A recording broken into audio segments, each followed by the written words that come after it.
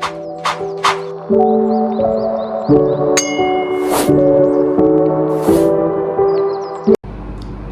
nama saya Adam Tegar Alam dari kelas 2M Sumber Daya Manusia. Kali ini saya akan membawakan materi tentang budaya manajemen pengetahuan organisasi. Budaya manajemen pengetahuan organisasi. Konsep budaya manajemen pengetahuan organisasi menurut Stoner et al. Budaya sebagai kompleksitas asumsi tingkah laku, cerita, mitos, metafora, dan berbagai ide lain menjadi satu untuk menentukan apa arti menjadi anggota masyarakat tertentu.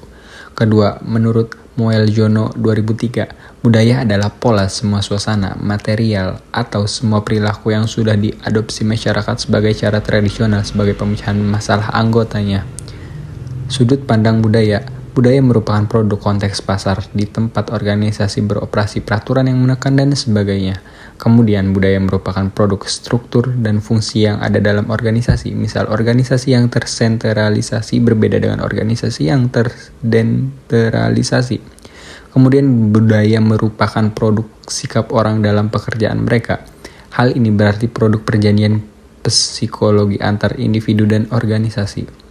Manajemen mencakup 1. Mengkoordinasikan SDM, material, dan keuangan ke arah tercapainya tujuan organisasi yang efektif dan efisien. Kedua, menghubungkan organisasi dengan lingkungan luar dan menanggapi kebutuhan masyarakat. Yang ketiga, mengembangkan iklim organisasi di mana orang dapat mengejar sasaran perorangan dan sasaran bersama.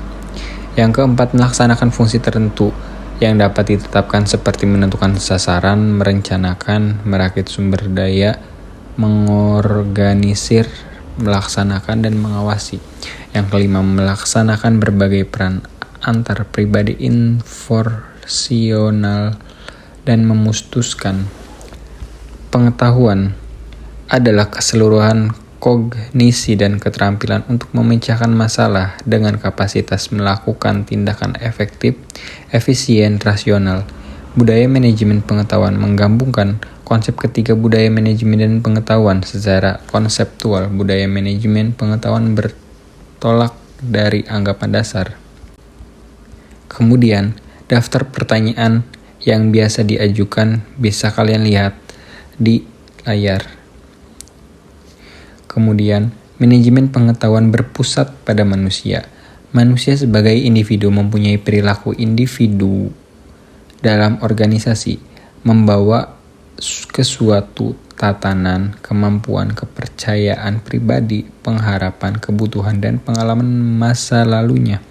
Perilaku individu dalam organisasi menawarkan tantangan dan kesempatan bagi manajer membantu dan memperbaiki kualitas individu dengan menunjukkan manajer bagaimana memberi kuasa orang-orangnya merancang melakukan perubahan dalam organisasi.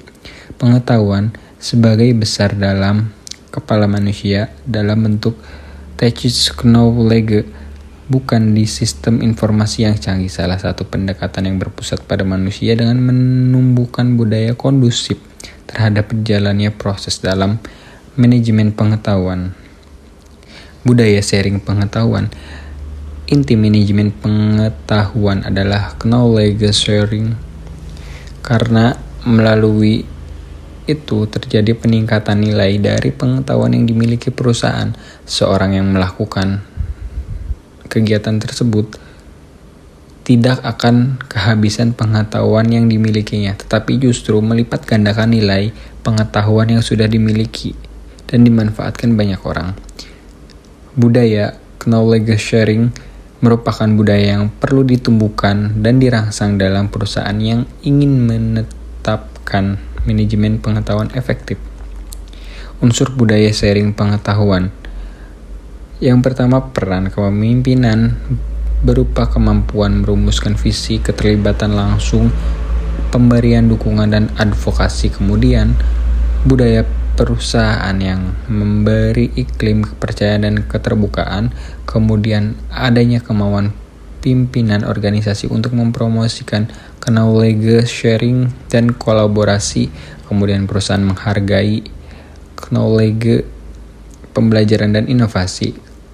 Kemudian kemampuan organisasi dalam mengeksekusi proses transformasi dengan mulus dan efektif. Itu menurut Tobing 2007. Our Team System, bisa kalian lihat persenan skill pada layar. Gambar kerangka knowledge sharing. Yang pertama itu kontributor. Terus ada fasilitator dan sharing champion.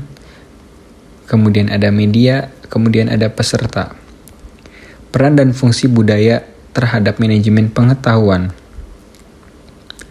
Itu ada leadership, sense of direction, clean match, positive teamwork, value and system, enabling structure, appropriate competency, developed individual.